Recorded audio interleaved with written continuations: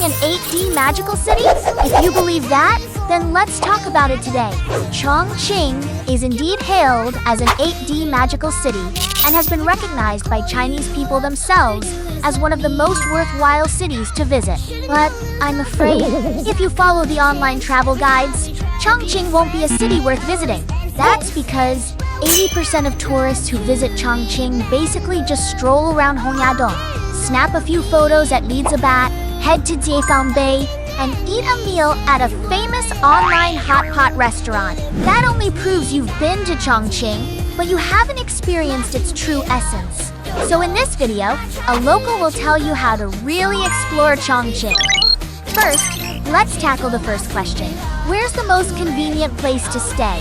Although 70% of Chongqing's popular attractions, like Hongya, Liziba, and 18T, are clustered around Jiefangbei, locals recommend staying near Daping metro station. First, because it's a residential area with no Instagram-worthy spots, but plenty of hidden gems and local favorites. Second, the commercial district here is vast, so accommodation prices remain affordable regardless of the season. Plus, this area is the geographical center of Chongqing, just a 3 to 4 stop subway ride away from 70% of the city's top attractions. Second question, how should you explore Chongqing? If you don't want your trip to be nothing but a series of cookie-cutter photo ops, I recommend splitting your time evenly between popular and off-the-beaten-path attractions. For example, when you visit Hongya, you can also check out the cliffside walkway Daijiaxiang, just 200 meters away. Watching the sunset over the mountain city from here, while sipping a cup of cliffside old tea, will definitely put you in a state of total relaxation. Another example is the Mountain City Trail, just 500 meters from the super popular Shibati. This is the true spiritual heart of Chongqing, the place that's most worth seeing.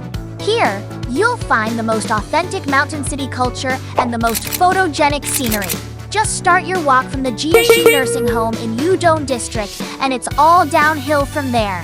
Finally, during the off-season, I highly recommend the Yangtze River cable car and the nostalgic ferry across the two rivers.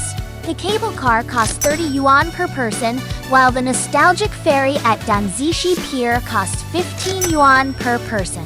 This lets you experience Chongqing's unique modes of transportation. Not many people know about this nostalgic ferry yet, but it offers a single-trip view of multiple landmarks, including the Grand Theater, Chongqing Raffle, and Tianzimen. Finally, the disembarkation point is right at Hongya, so you won't miss out on the night views. Key takeaway: the attractions mentioned above are essentially Chongqing's must-see basics, and you can cover them all in a single day. However, if you're looking for a more relaxed and immersive experience, locals strongly recommend visiting the Hongya Ancient Trail and Hongya Cave across the river from Jiefangbei on your second day. The Hongya Ancient Trail is a pristine cliffside path that's all downhill. It's lush with greenery and offers great views. Along the cliff, you'll find plenty of laid-back tea stalls where a cup of tea costs around 20 yuan. A 5-minute walk down a small path will also take you to Hongya Cave, which overlooks the entire city of Chongqing and the Sanxing Temple, renowned for being the most accurate place to pray for a romantic match. After finishing your tour, simply hail a taxi right at the entrance of Hongya Cave to head back down, no stair climbing required. Third question, what must you eat in Chongqing to make the trip worthwhile? Of course, it's the world-famous Chongqing Hotpot, highly recommended by international celebrities.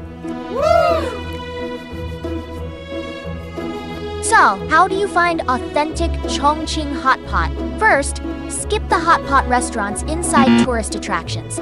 Second, skip the ones with fancy decor. Finally, skip the ones recommended by influencers.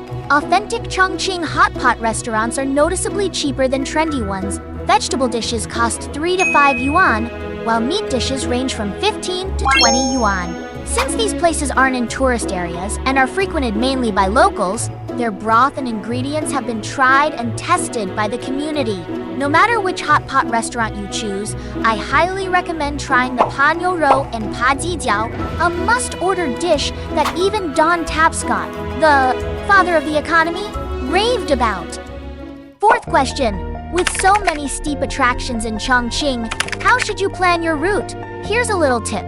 Spend the first day taking photos in Yuzhong district. Since your energy levels will be at their peak, this is the best time to visit all the photo-worthy and sightseeing spots. For example, Hongya Jiefangbei, Baixiangju, and Chongqing Raffle are all just a few hundred meters apart. On the second day, focus on enjoying local cuisine in Dongbei district, such as broad bean and offal noodles, pork trotter soup, and meat stuffed tofu. On the third day, focus on relaxing in Nan'an district, a quiet haven for locals. The Hongya Ancient Trail and Liziba Cave, mentioned earlier, are both located here.